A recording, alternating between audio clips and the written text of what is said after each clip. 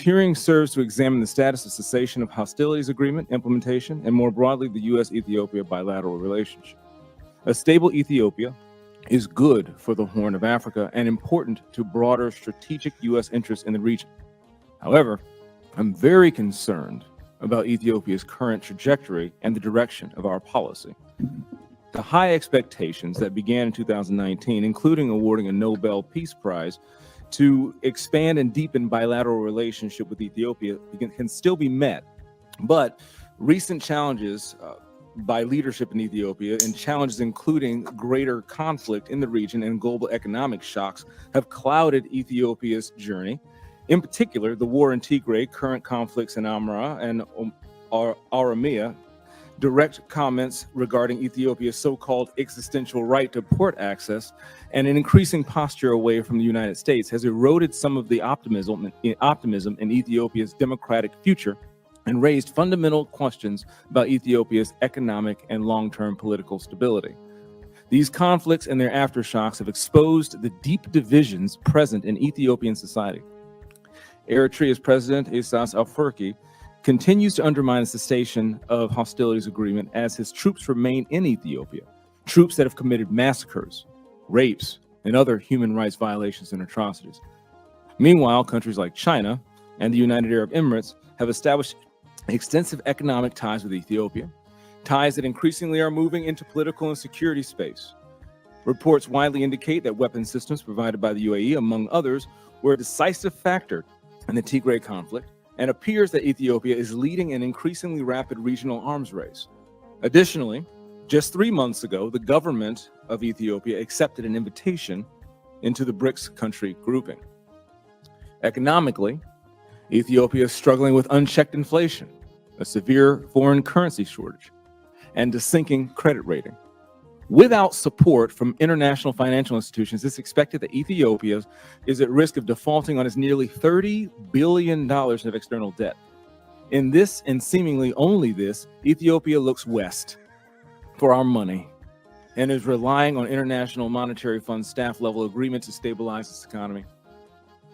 The American taxpayers are tired of being used, and we hope to have some of our questions answered here today. Beyond the Grand Ethiopia Renaissance Dam, which represents a critical piece of infrastructure for Ethiopia to reach its developmental goals, it's really hard to see other areas of optimism. The United States has had to suspend life-saving humanitarian assistance for 5 months this year because the government of Ethiopia's complicity in a food aid diversion sham. Last week, negotiations with the Oromo Liberation Army once again did not conclude with an agreement, while the conflict in Amhara has not even reached the negotiating table and still simmers. Implementation of the cessation of hostilities agreement in Tigray remains incomplete, and no justice has been served for those brutalized by what some have called the deadliest conflict in the 21st century so far. Last December, just 1 month after the cessation of hostility agreement was signed and 11 months after Ethiopia's AGOA eligibility was rescinded for gross violations of human rights, Prime Minister Abiy Ahmed was invited to Washington, D.C. to attend the Africa Leaders Summit. The hearing title is about the promise and the peril of U.S. policy toward Ethiopia. And if I'm being honest, it's increasingly difficult to see where the promise lies. I thank the witnesses for appearing today and look forward to their testimony. The chair now recognizes the ranking member for a statement. Thank you, Chair James and Ambassador Hammer, Deputy Assistant Administrator Beckelman. Thank you so much for testifying before the subcommittee today on the state of U.S. policy towards Ethiopia. Ambassador Hammer, it's great to see you again after welcoming you in San Diego this summer to host the Ethiopian Diaspora Peace Conference and hear the perspectives of different Ethiopian diaspora communities so we can work together towards peace for the country and region. I have to admit, I wish we were in San Diego right now. I am cold, but I'm glad to see you again to further that conversation. I'm so proud to represent San Diego, a community that has a long history of welcoming migrants and refugees, including Ethiopians, with open arms. And San Diego is just a small portion of the United States' strong Ethiopian diaspora, which encompasses hundreds of thousands of immigrants who have close familial, social, and economic ties to Ethiopia, and makes up the second largest African immigrant group in the United States. This hearing is very timely. It has been over 1 year since the signing of the cessation of hostilities agreement in Pretoria between the government of Ethiopia and the Tigrayan People's Liberation Front. But we have continued to see ongoing human rights violations in Tigray and across the country, as well as spreading conflict in Amhara, Afar, and Oromia. The war in northern Ethiopia and ongoing conflict have triggered a massive refugee and displacement crisis, even setting a world record for displacements in a single year.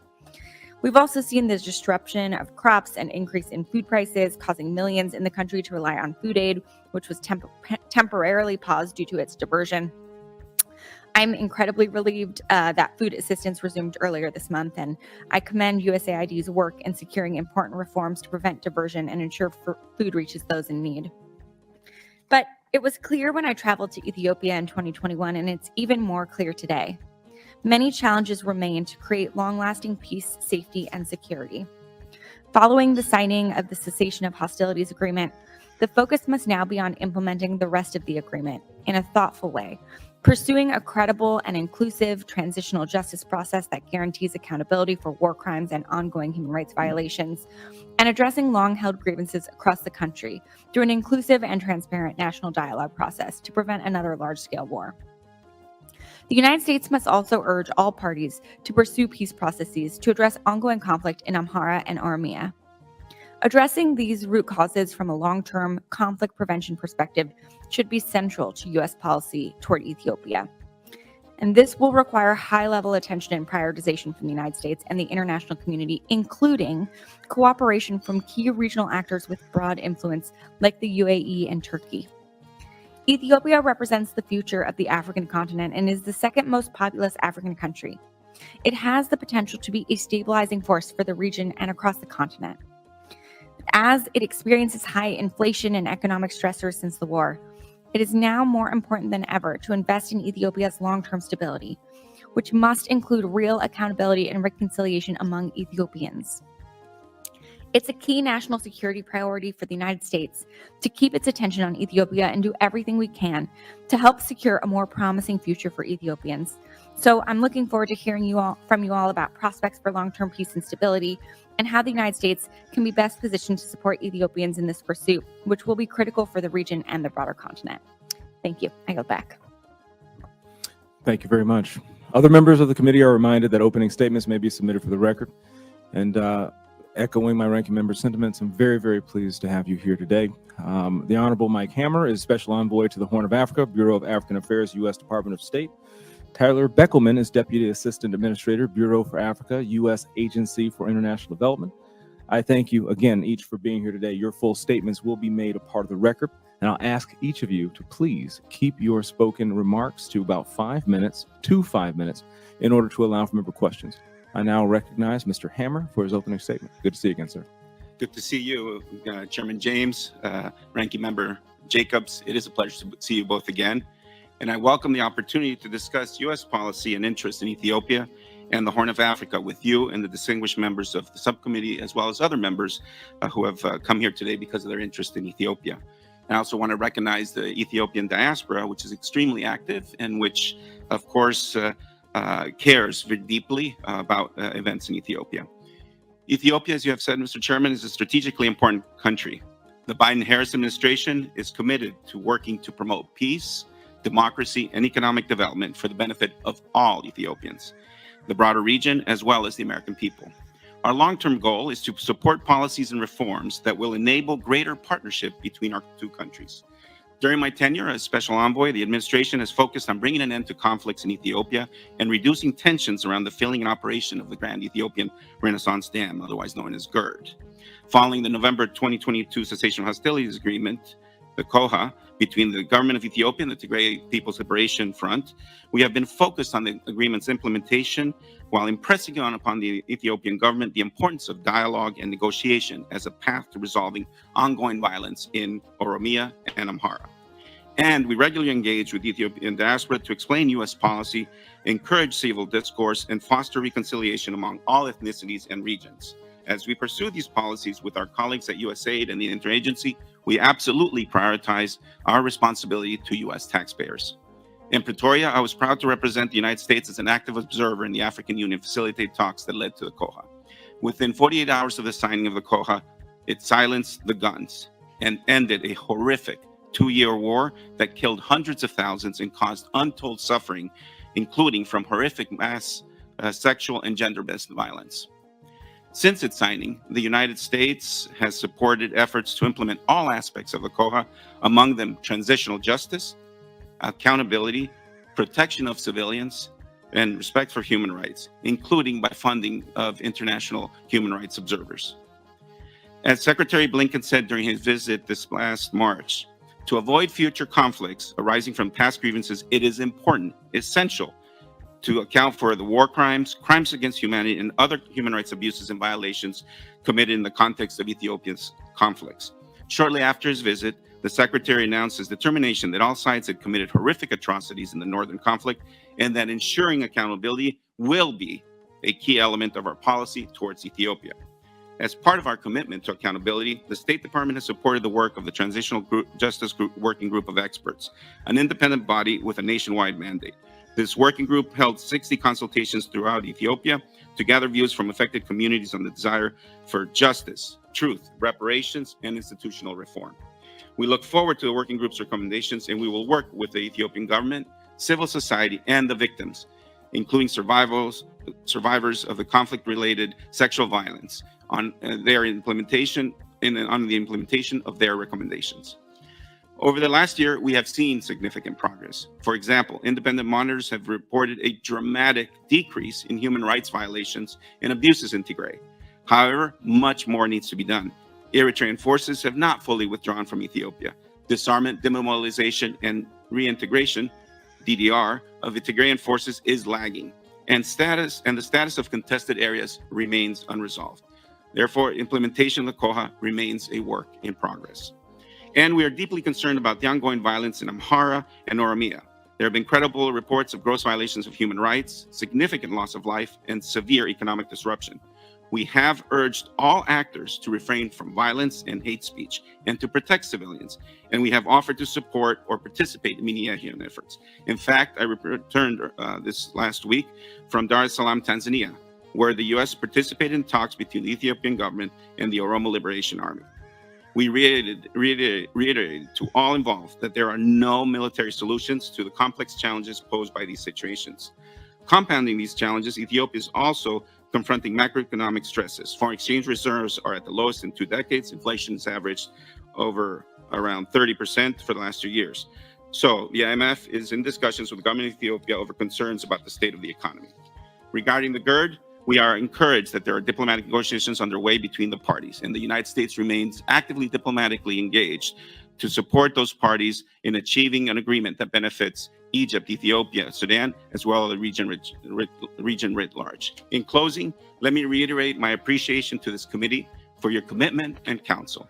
Rest assured that we are clear-eyed about the challenges in Ethiopia as we work to support an Ethiopia that is more peaceful and prosperous, one in which the United States and Ethiopia can benefit from a strong partnership. Thank you, and I look forward to your insights, recommendations, and to answering your questions. Thank you, Mr. Hammer. I now recognize Mr. Beckelman for his opening statement. Good morning, Chairman James, Ranking Member Jacobs, members of the subcommittee. Thank you for the opportunity to testify today and for your committee's support for USAID and for the people of Ethiopia. USAID's long-standing development partnership with Ethiopia has helped propel historic improvements in living conditions for millions of Ethiopians, and we remain the largest bilateral donor of assistance to the Ethiopian people. Yet these gains have been compromised by the 2-year war in northern Ethiopia and insecurity in other parts of the country. The cessation of hostilities agreement between the government of Ethiopia and the Tigrayan People's Liberation Front brought a much-needed reprieve to the millions of people affected by that terrible war. Yet many of the most critical commitments in this agreement have yet to be fully realized. It is imperative, as you note, as both of you noted, for Ethiopia to reckon with its past and commit to dialogue to prevent future conflicts. USAID will continue to stand with all Ethiopians wishing to live in dignity, peace, and prosperity. Disarmament, demobilization, and reintegration, or DDR, is one of the most important elements of the COHA. As we see all over the world, DDR requires sustained political will and strong international commitment and financing. USAID plans to focus on the R in DDR, promoting reintegration, resilience, and early recovery for conflict-affected communities, particularly survivors of sexual and gender-based violence. We also plan to support intercommunal dialogue and revitalizing livelihood opportunities that will give demobilized soldiers productive pathways in civilian life. As the ambassador noted, one of the most important provisions in the COHA was the government of Ethiopia's commitment to a comprehensive national transitional justice policy. The government undertook broad public consultations to develop its framework, but has not yet begun implementation. We agree wholeheartedly that it is important to get this right. USAID stands ready to support the implementation of a transparent, victim-centered process that contributes to truth and reconciliation. It's also critical that Ethiopians themselves lead the fight for justice and accountability, which is why USAID supports local civil society organizations that monitor and advocate for these principles. We will continue to support both the National Human Rights Institution and international human rights monitors. USAID plans to increase assistance to local human rights actors and organizations to respond to crisis-related human rights violations and address other ongoing human rights issues. Beyond Tigray, we are of course troubled by the violence and abuses in other parts of the country, including Amhara and Oromia. USAID is supporting locally led initiatives in these locations to de-escalate tensions and will continue to emphasize that the peaceful resolution of conflicts through negotiation and dialogue pays off. Ultimately, Ethiopia's prospects for long-term stability and its tremendous economic potential hinge on whether the country is able to resolve grievances through dialogue and politics rather than violence and suppression. USAID is tracking the national dialogue process closely.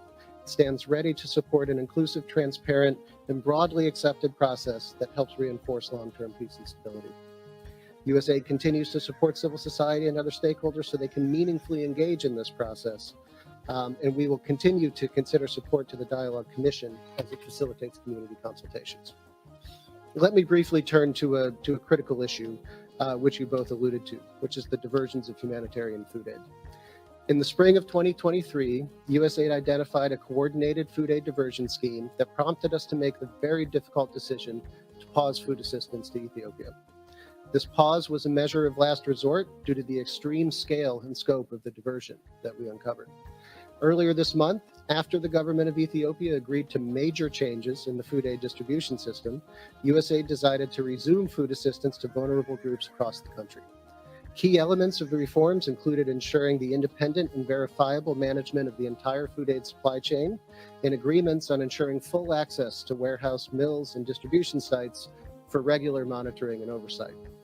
The government also agreed to the internationally accepted best practice of vulnerability-based targeting with joint identification of beneficiaries and joint approval of beneficiary lists. USAID and the government of Ethiopia will implement a one-year trial period of this process that will be informed by periodic reviews and backed by continuous monitoring and evaluation by our team, our partners, and independent monitors.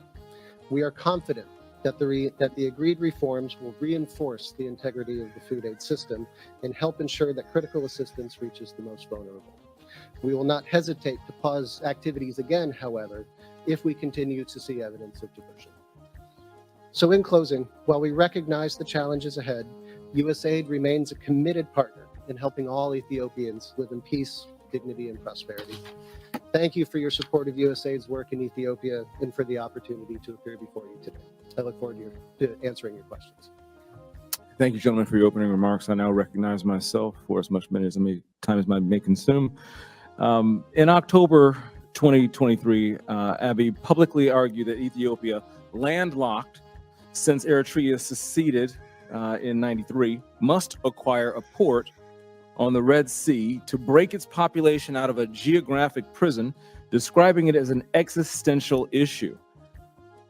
Further discussion around reopening direct Red Sea access, arguing that his request was based upon historical, geographical, ethnic, economic grounds, indicating that lack of access was a potential source of future conflict.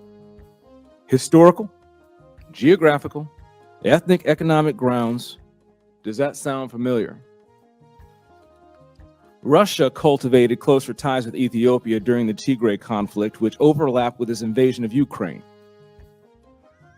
The more I learn about this, the more I'm growing concerned that the Ethiopian government is not interested in peace and is only interested in the West, the United States in particular, to solve its increasing financial woes. Can you help me parse through this? Number one question, gentlemen, whomever would like to answer first. When I hear a potential source of future conflict, is that a threat from the Ethiopian government? Thank you, Mr. Chairman. We have seen that the comments relating to port access have created concerns, not only for the United States, but also for other countries in the region. But I would also note that the Prime Minister has publicly said that efforts to gain access to a port will be done through commercial, peaceful means. And he has done his bit to provide public and private reassurances. Certainly, the last thing this region needs is another war. And we have been clear that from the perspective of the United States, what needs to happen both in the region and, but most importantly, internally inside Ethiopia, is to address conflicts and violence through peaceful dialogue. And we have demonstrated both through our work with the African Union in achieving the comprehensive, the GOHA, as well as the cessation of hostilities agreement, as well as participating more recently in the talks on the OLA, that is our commitment. So that, Mr. Chairman, Mr. Hammer, excuse the interruption. You just acknowledged also credible reports of gross violations of human rights in Amhara and Oromia. Does the department consider this, in addition to the past statements, regardless of how it may have been softened for Western ears? Does this constitute a pattern? And how much should we believe folks who are following in the footsteps of essentially Russia joining and aligning with BRICS? Well, Mr. Chairman, we are deeply concerned and alarmed by the reports of extrajudicial killings, detentions that are and suffering that is being inflicted upon civilians in both Amhara and Oromia. We have made this clear to the government, Secretary Blinken, and numerous calls with the Prime Minister, as well as officials at all levels of the State Department. Have we made it clear that concrete steps must be taken in the immediate future to rectify this? And are you satisfied with the progress they're making, sir? Yes, sir. We have always in our conversations made clear that human rights is a core component of the Biden-Harris administration's foreign policy, and that it matters in terms of how we view our bilateral relationship with Ethiopia. So we are continuously pressing for improvement. We are not satisfied, and those conversations will continue every day as needed until hopefully we see a cessation of all violations and abuses taking place. Thank you, Mr. Hammer. Mr. Beckelman, if you have a comment, next 30 seconds. Thank you, Mr. Chairman. Let me just say, just very quickly, that we believe very firmly that it's in our interest, it's in the Ethiopian people's interest, and it's in the world's interest to prevent an economic collapse in Ethiopia and to see the Ethiopian people stand on their 2 feet. That's why we continue to support these processes and continue to support them in a way that we feel is consistent with our values and our interests in Ethiopia. And we'll continue to do that. With a population of 126 million people, over 40% of which are youth under the age of 15, we think it's absolutely incredible to continue to help Ethiopians stand on their 2 feet, and a stable and democratizing Ethiopia is ultimately in the best interest of the United States. Totally agree with all this monkeying around the Ethiopian people, the ones who truly suffer. I'd like to recognize my ranking member, Ms. Sarah Jacobs. Thank you, Mr. Chairman. In September, I led a letter to Secretary Blinken and Ambassador Thomas Greenfield urging the United States to use its voice and influence to renew the mandate of the International Commission of Human Rights Experts on Ethiopia, ICRI. Unfortunately, ICRI's mandate was not renewed, ending the only independent investigative mechanism with the mandate to investigate abuses across all of Ethiopia. Ambassador Hammer, what specific steps did the U.S. government take in advocating for ICRI's renewal, and what plan is in place to ensure independent human rights monitoring continues? Ranking Member, I appreciate and we remember receiving your letter and appreciate your deep interest in continuing the ICRI mission, which we thought absolutely was critical and important. We worked to try to renew it in Geneva. Unfortunately, it was not renewed. However, in anticipating that perhaps there wouldn't be the support for its renewal, we, the United States, through our colleagues in USAID, provided funding for OHCHR monitors to be deployed in Tigray and other regions of Ethiopia. In fact, I've met with those monitors on my visits to Mekele this past year, and they have reported a dramatic decrease in human rights violations. So we are committed to ensuring that there is independent monitoring and that there is certainly investigations into past abuses and atrocities and war crimes that have been committed. Thank you. I'm glad to hear that. On that note, according to a recent Harvard survey, more than 90% of Ethiopians believe it would be unacceptable to move forward without some sort of truth-seeking trials or reparations. But I think all of us who've worked in conflict know that transitional justice, how you do it is more complicated than it sounds. And the survey also found that residents of Tigray have little confidence in domestic courts to provide justice, but that a plurality of Ethiopians across the country favor using existing domestic courts to pursue accountability as opposed to some sort of hybrid or international mechanism. And obviously, like everything in Ethiopia, it varied widely among regions. So navigating a credible transitional justice process will be challenging, but incredibly important. Ambassador Hammer, how does the United States intend to work with the government of Ethiopia to address structural challenges and political will to pursue an inclusive, transparent, and credible process that is conflict sensitive? Thank you, Ranking Member Jacobs. As I mentioned, when Secretary Blinken visited in March, he had direct conversations with the Prime Minister and senior members of his cabinet, as well as making public the United States' absolute commitment to seeing through what both the government of Ethiopia and the TPLF have committed to in terms of ensuring that there's transitional justice. But transitional justice, as you said, has to also be a national process. And in fact, our Office of Global Criminal Justice, Ambassador Beth Van Schok and her team have been very thoroughly engaged in Ethiopia. I was there during one of her visits. And recently, when I was in Addis last week, met with the Minister of Justice, Gideon, to find out what's the status of their policy process. And he said that their white paper is coming soon. But we absolutely agree with you that it needs to be credible, it needs to be inclusive, it needs to take into account the victims. And as you said, it is a very complicated process, but we as the United States are also with other countries are prepared to support this process, to support the government if it is in fact credible and inclusive. And ultimately, it'll be the Ethiopian people that will be there to judge whether it is achieving the desired results. But we all agree that to overcome the historic grievances that have plagued Ethiopia, there absolutely must be a transitional justice system that is responsive to the people, and there needs to be accountability for the gross violations of human rights that have occurred.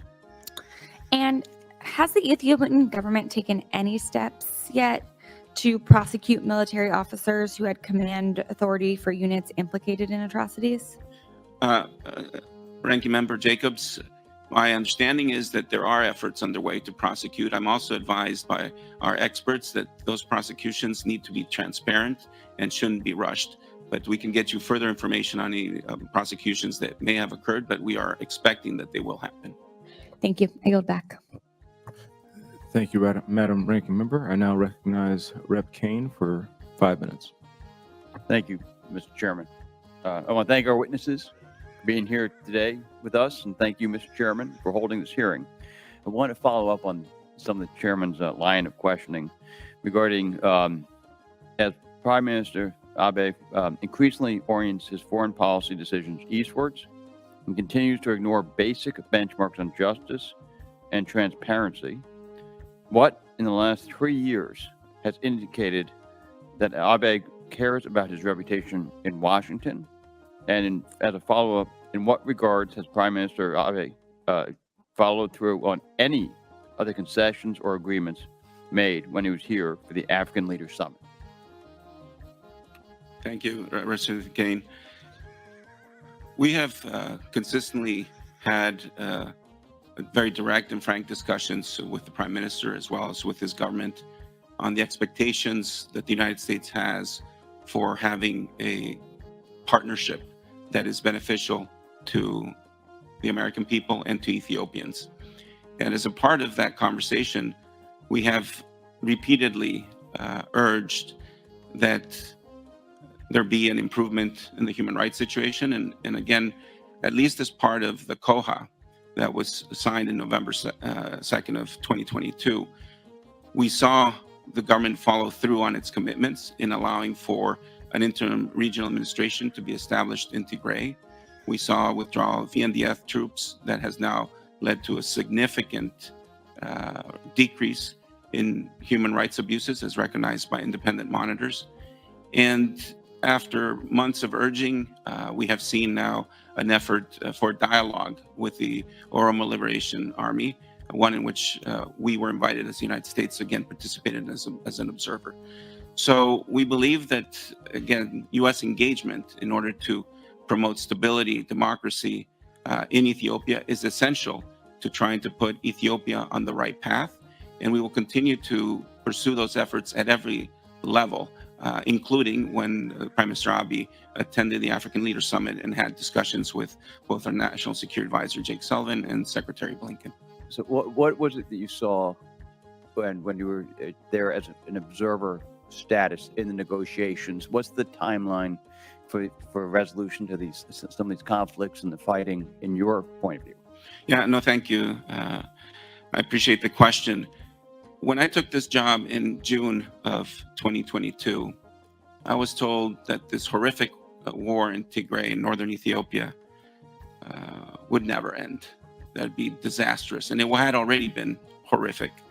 And yet, through quiet diplomacy and working with the African Union, we were able to achieve a very significant peace. Now we're involved in talks between the government and the OLA. It would be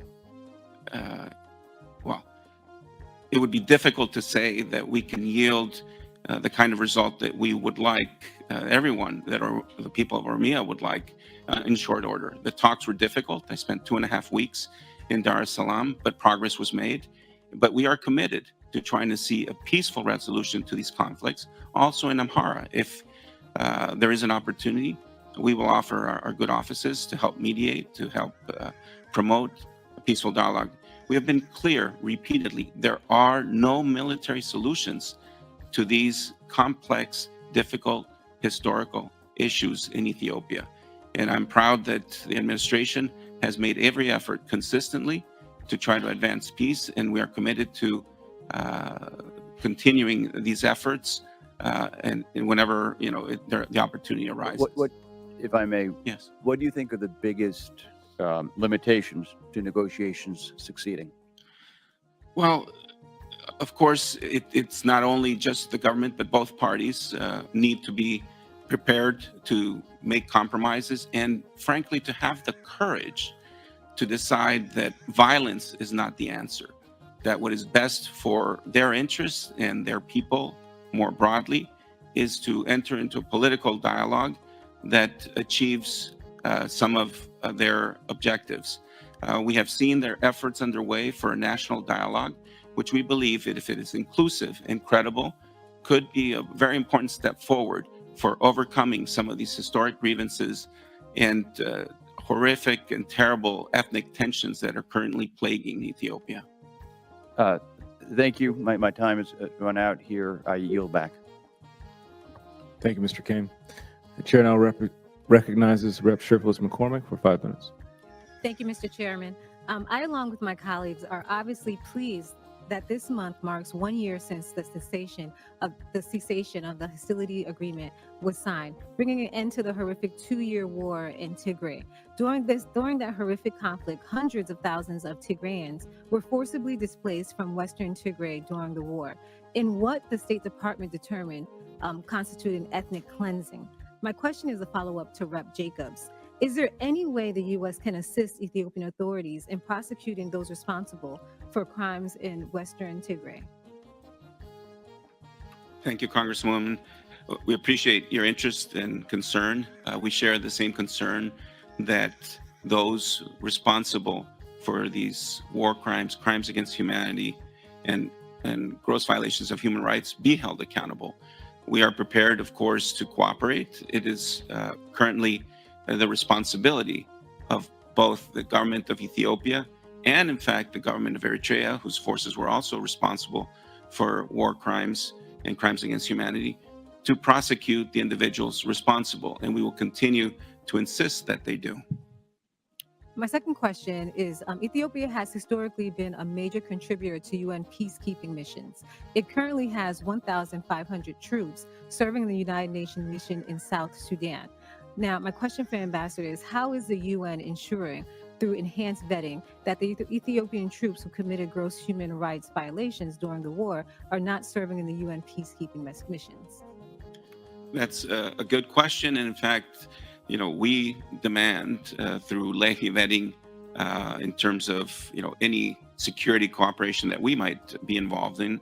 And the UN, as you have indicated, has its own vetting procedures, which are absolutely necessary. Again, as you said, to ensure that any troops or individuals who have been involved in human rights violations not participate in any UN peacekeeping mission. And could you shed some light on some of the new vetting processes and practices? The UN's, I would have to defer to their processes. Again, it's important that they are in place in terms of the thoroughness. I'm proud of the Lehi vetting that we do as the United States, and I would hope that they are equally thorough.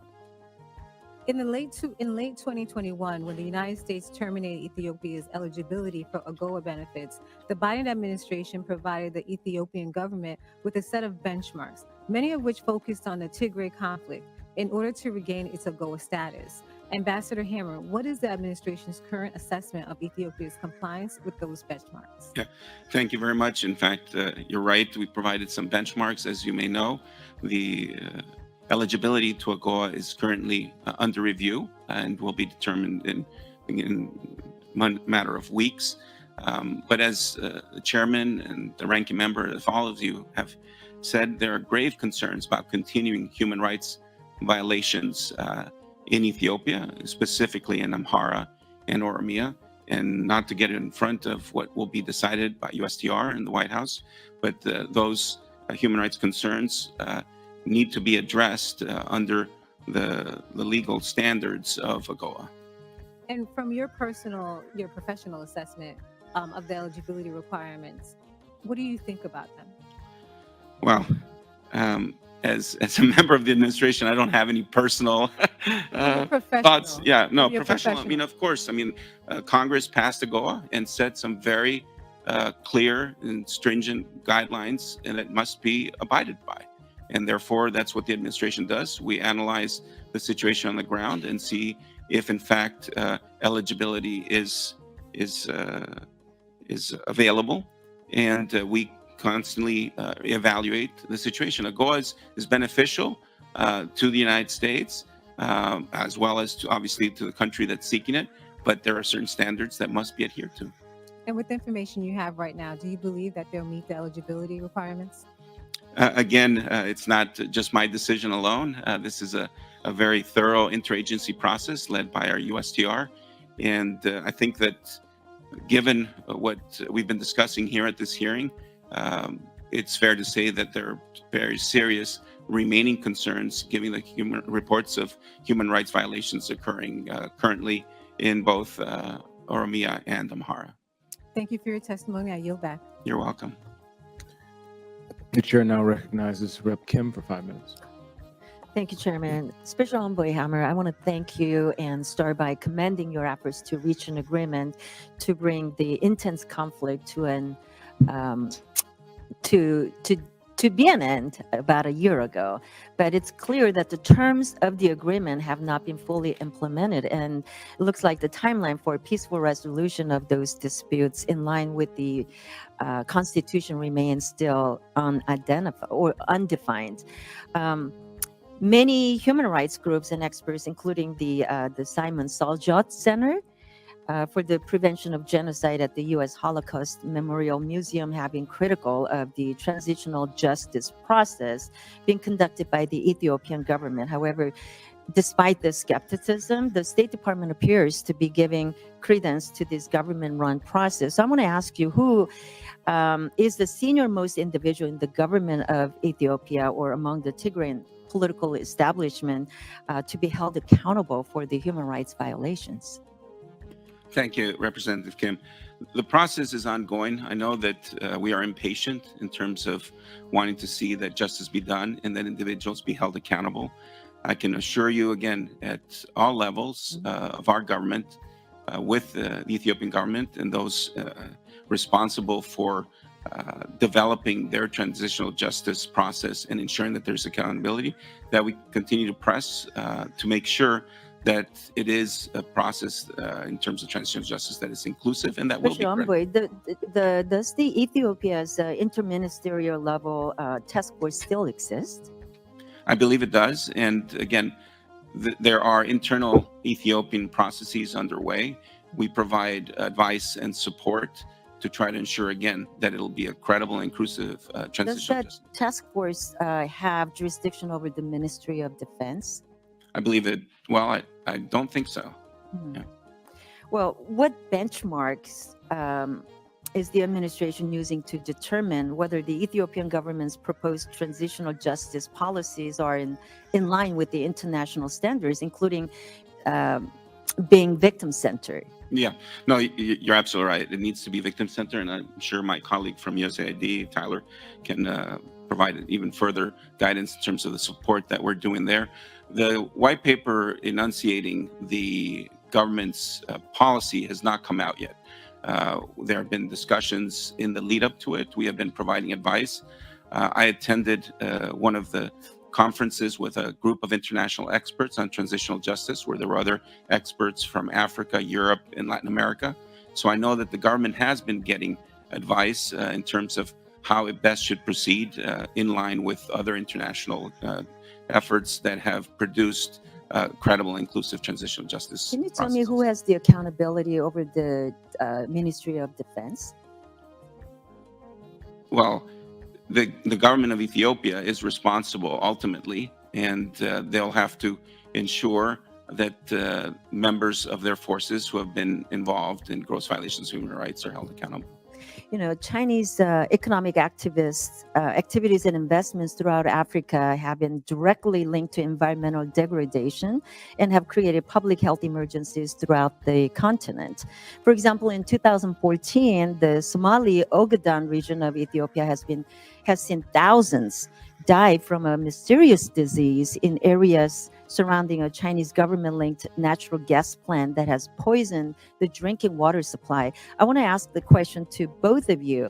How does the State Department plan to hold China accountable for the negative impact of China's investment in African and local communities? I'm happy to take a first stab at that one, Congresswoman. Thank you very much for your question. I think the incidents that you cite are absolutely tragic. And we know across the board, you know, in Ethiopia that environmental degradation is a huge problem in many parts of the country, and it contributes to poverty and food insecurity. Our first response to this should be, and we would certainly encourage the government of Ethiopia to do its own investigation and to prosecute those companies that are responsible for harming their citizens, first and foremost, as a mechanism of responsibility. I would also say that just as USAID, we place the highest priority on ensuring that our investments are in line with world-class standards of environmental quality and sustainability. But I would really press the government of Ethiopia to fully investigate and to hold accountable those firms that are harming the Ethiopian people. I think my time's up, but Thank you, Madam Chairwoman. thank you. The chairman now recognizes Rep. Kemlocker Dove for 5 minutes. Thank you, Mr. Chair, and good to see you again, Mr. Hammer. I just want to say on the outset that I think the African community as a whole would like to see some consistency regarding our outrage to civilian deaths and human rights violations and the need for accountability. I'm not justifying any side of any conflict, but African countries often feel our double standard. I would also just like to thank you for elevating the underrated power of diplomacy. The last administration didn't understand that when it came to the continent. So I have a few questions. The first is, what do you think the impact of BRICS's recent expansion to include Ethiopia, and what should we be thinking about? Thank you. It's good to see you again. I do have to report that my Trojan daughter, Brynja, graduated and is working in LA. Great, right on. Got to keep the Trojan connection. Well, on the BRICS, we as the administration see that the majority of countries want a stable and open and prosperous and secure world that respects sovereignty and territorial integrity and promotes shared responsibility and enables cooperation on shared challenges. We have no interest in dividing the world into rigid blocks. The United States will continue to work closely with our partners, including those that are members of BRICS. And so, yes, we've seen that Ethiopia is going to join the group. It's a motley of countries that don't seem to share much in common. So from the U.S. perspective, we want to, again, stand by our values, our market economy, the key components that have helped in development and have helped countries progress. And we remain, I think, a very attractive partner to countries around the world, including Ethiopia. Thank you for that. I think they do share a skepticism for the West. And I asked the question because I do have concerns about Somalia and contentions around maritime routes. I will go to my next question. I've been concerned to hear reports of escalating hostilities in Ethiopia, particularly in Amhara, between the Fano militias and the Ethiopian National Defense Force. So has the State Department been engaging with the government on ways to bring an end to this violence? Yes, and in fact, we have. I was in Addis last week, met with the Prime Minister and some of his senior advisors, and we continue to impress upon them that we do not see a military solution to the conflict in Amhara, that we believe that the best way forward would be to start some type of dialogue. And of course, we have repeatedly urged all parties to refrain from hurting and inflicting horrific acts on civilians. So there's an absolute need to protect civilians, to stay away from ethnic hatred. And the United States is prepared again to offer our good offices, our diplomatic efforts to try to again bring some level of peace to that region, and so that those problems can be addressed through dialogue rather than conflict. Great.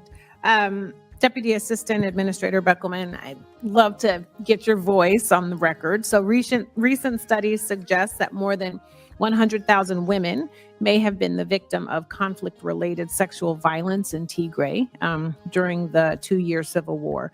So what is the level of need of victims of this conflict-related sexual violence? And what has USAID, how have they been serving in this space? Thank you, Congressman, for that question. Let me just say that the need is huge. The degree of sexual violence that attended this conflict was horrific and widespread.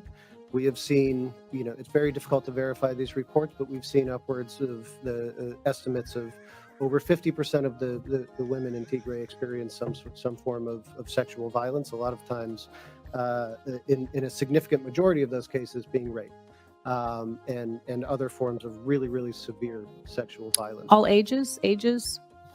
All ages. After the signing of the COHA, USAID made it a priority to surge support into organizations that were providing protection services to women, providing counseling services to women who were affected by this terrible conflict, providing psychosocial support to women who are affected by this conflict. We estimate that through USAID programs, we'll reach close to 100,000 survivors of SGBV with counseling services, with dignity kits. We are supporting a broad network of referrals at hospitals to be able to help women access these services, continue to get the treatment that we need. And we've seen an increase of approximately about 25% of sort of service availability to now over 68% just in the time since the COHA was signed, due to USAID investments and the work of our implementing partners on the ground. We're going to continue to make this a priority for our investments, and we're going to continue to try and make sure that women who are affected get the services that they desperately need. Thank you for that. Apologies for the time going over, Mr. Chair. I just want to say, I think it is the frailty of men that cause them to harm women. And with that, I yield back my time.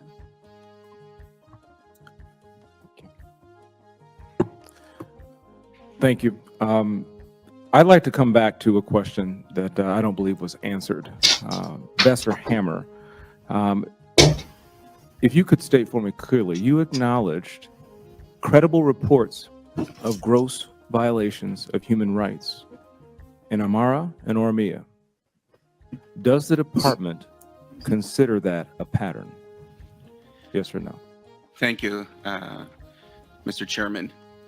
As of yet, we do not, but we are constantly reviewing the facts on the ground, and we know the implications of making such an assessment and determination in terms of whether it's a consistent pattern or pattern of gross violations of human rights.